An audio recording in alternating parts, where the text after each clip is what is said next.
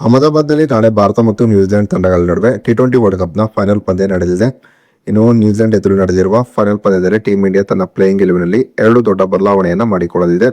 ಹಾಗಾದ್ರೆ ಫೈನಲ್ ಪಂದ್ಯದಲ್ಲಿ ಟೀಂ ಇಂಡಿಯಾದ ಪ್ಲೇಯಿಂಗ್ ಇಲೆವೆನ್ನಲ್ಲಿ ಆಗಲಿರುವ ಆ 2 ದೊಡ್ಡ ಬದಲಾವಣೆಯನ್ನು, ಟೀಂ ಇಂಡಿಯಾದ ಪ್ಲೇಯಿಂಗ್ ಇಲೆವೆನ್ಗೆ ಹೊಸದಾಗಿ ಎಂಟ್ರಿ ಕೊಡಲಿರುವ ಆ ಸಿಕ್ಸರ್ ಕಿಂಗ್ ಯಾರು ಎಂಬುದರ ಡೀಟೇಲ್ಸ್ ಅನ್ನ ಈ ವಿಡಿಯೋದಲ್ಲಿ ನಾವು ನಿಮ್ಮ ಜೊತೆ ಶೇರ್ ಮಾಡಲಿದ್ದೇವೆ. ಈ ಸುದ್ದಿಯ ಡೀಟೇಲ್ಸ್ ಅನ್ನ ಕೊಡುವುದಕ್ಕಿಂತ ಮುಂಚೆ ನೀವು ಟೀಂ ಇಂಡಿಯಾದ ಅಭಿಮಾನಿಗಳಾಗಿದ್ದಲ್ಲಿ ಈ ವಿಡಿಯೋಕ್ಕೊಂದು ಲೈಕ್ ಮಾಡಿ. ಹಾಗೆಯೇ ಟೀಂ ಇಂಡಿಯಾ ಈ ಬಾರಿಯ ಟಿ20 ವರ್ಲ್ಡ್ ಕಪ್ ನಲ್ಲಿ ಚಾಂಪಿಯನ್ ಆಗಿ ಹೊರಹೊಮ್ಮುತ್ತದೆ ಅಂತ ನಿಮ್ಗೆ ಅನ್ಸುತ್ತದೆಯೋ ಅಥವಾ ಇಲ್ಲವೋ ಎಂಬ ನಿಮ್ಮ ಅನಿಸಿಕೆಯನ್ನ ತಪ್ಪದೇ ಕಮೆಂಟ್ ಬಾಕ್ಸ್ ಅಲ್ಲಿ ತಿಳಿಸಿ.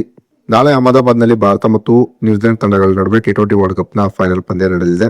ನಾಳೆ ನ್ಯೂಜಿಲೆಂಡ್ ಎದುರು ನಡೆದಿರುವ ಫೈನಲ್ ಪಂದ್ಯದಲ್ಲಿ ಟೀಂ ಇಂಡಿಯಾ ಜಯವನ್ನು ಸಾಧಿಸಿದರೆ ಆಗ ಸತತ 2ನೇ ಬಾರಿಗೆ team India T20 world cup ಅನ್ನ ಗೆದ್ದಂತ ದಾಖಲೆಯನ್ನ ನಿರ್ಮಿಸಲಿದೆ. ಇದರ ಜೊತೆಗೆ ತವರಿನಲ್ಲಿಯೇ ಟಿ20 ವರ್ಲ್ಡ್ ಕಪ್ ಅನ್ನು ಎತ್ತಿ ಹಿಡಿದ ಮೊದಲ ತಂಡವೆಂಬ ಹೆರುಮೆಗೂ ಕೂಡ ಟೀಂ ಇಂಡಿಯಾ ಪಾತ್ರವಾಗಲಿದೆ.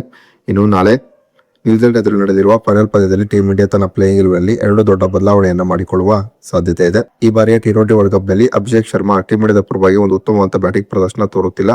ಅಭಿಷೇಕ್ ಶರ್ಮಾ ಸದ್ಯ ಟಿ20 ರ್ಯಾಂಕಿಂಗ್ ನಲ್ಲಿ ನಂಬರ್ 1 ಬ್ಯಾಟ್ಸ್ಮನ್ ಆಗಿದ್ದಾರೆ. ಹೀಗೆ ನಂಬರ್ 1 ಸ್ಥಾನದಲ್ಲಿದ್ದರೂ ಕೂಡ ಅಭಿಷೇಕ್ ಶರ್ಮಾ ಟೀಂ ಇಂಡಿಯಾದ ಪರವಾಗಿ ಈ ಟಿ20 ವರ್ಲ್ಡ್ ಕಪ್ ನಲ್ಲಿ ಅತ್ಯಂತ ಕಳಪೆ ಬ್ಯಾಟಿಂಗ್ ಪ್ರದರ್ಶನವನ್ನು ತೋರುತ್ತಿದ್ದಾರೆ. ಈ ಕಾರಣದಿಂದಾಗಿ ಅಭಿಷೇಕ್ ಶರ್ಮಾಗೆ ಫೈನಲ್ ಪಂದ್ಯದಲ್ಲಿ ಟೀಂ ಇಂಡಿಯಾದ ಪ್ಲೇಯಿಂಗ್ ಇಲೆವೆನ್ನಿಂದ ಕೋಕ್ ಸಿಗುವ ಸಾಧ್ಯತೆ ಇದೆ. ಒಂದು ವೇಳೆ ಅಭಿಷೇಕ್ ಶರ್ಮಾ ಟೀಂ ಇಂಡಿಯಾದ ಪ್ಲೇಯಿಂಗ್ ಇಲೆವೆನ್ನಿಂದ ಹೊರಹೋದರೆ ಆಗ ಇಶಾನ್ ಕಿಶನ್ ಮತ್ತು ಸಂಜು ಸ್ಯಾಮ್ಸನ್ ಟೀಂ ಇಂಡಿಯಾದ ಆರಂಭಿಕ ಬ್ಯಾಟ್ಸ್ಮನ್ಗಳಾಗಿ ಕಣಕ್ಕಿಳಿಯಲಿದ್ದಾರೆ.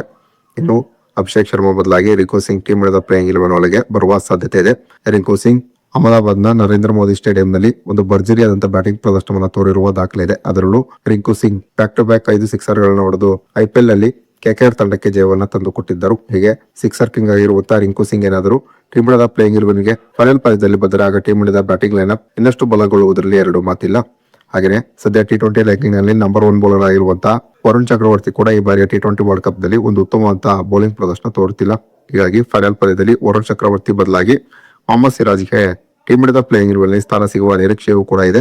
ಮೊಹಮ್ಮದ್ ಸಿರಾಜ್ ಐಪಿಎಲ್ ನಲ್ಲಿ ಗುಜರಾತ್ ಟೈಟನ್ಸ್ ತಂಡದ ಪರವಾಗಿ ಆಡುತ್ತಾರೆ. ಈ ಕಾರಣದಿಂದಾಗಿ ಅಹಮದಾಬಾದ್ನ ಪಿಚ್ ಮೊಹಮ್ಮದ್ ಸಿರಾಜ್ಗೆ ಚೆನ್ನಾಗಿ ಗೊತ್ತಿದೆ.